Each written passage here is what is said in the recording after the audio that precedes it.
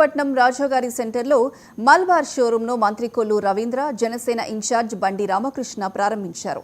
ఈ కార్యక్రమంలో corporation mayor చిటికిన వెంకటేశ్వరమ్మ పాల్గొన్నారు. ఇప్పటి వరకు ఏ బంగారు ఆభరణాలు కొనాలన్నా విజయవాడకు వెళ్లాల్సి వచ్చేది.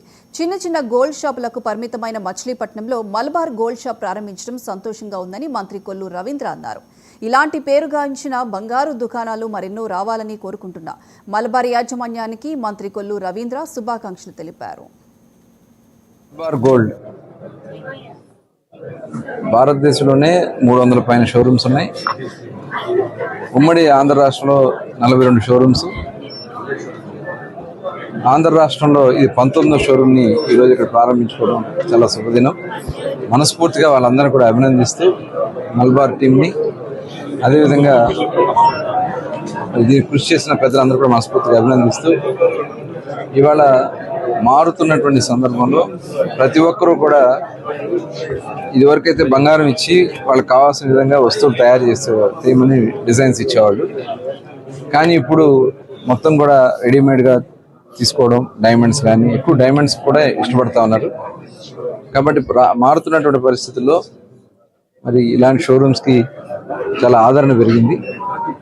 అలాంటి షోరూమ్ మచిలీపట్నంలో ఫస్ట్ది ఇక్కడ రావడం అనేది చాలా అభినందనీయం. వాళ్ళని మనస్ఫూర్తిగా అభినందిస్తూ, ఇవాళ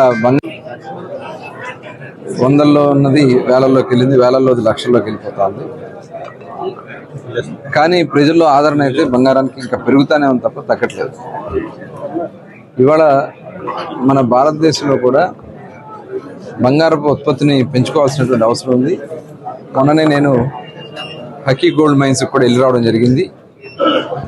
అక్కడ అసలు బంగారాన్ని ఎలా తీస్తారు ఏంటనేది ఒకటి చూస్తాం. దాదాపు 2000 మీటర్ల కింద అక్కడి నుంచి ఆ రాళ్లను పగలగొట్టి అక్కడి నుంచి వాటిని పైకి తీసుకొచ్చి క్రష్ చేసి మెత్తని దూది పౌడర్ లాగా దాన్ని తయారు చేసి దానిలోంచి వచ్చినటువంటిదే కలెక్ట్ చేసి దాని నుంచి కరగబెట్టి బంగారం తయారు చేస్తారు.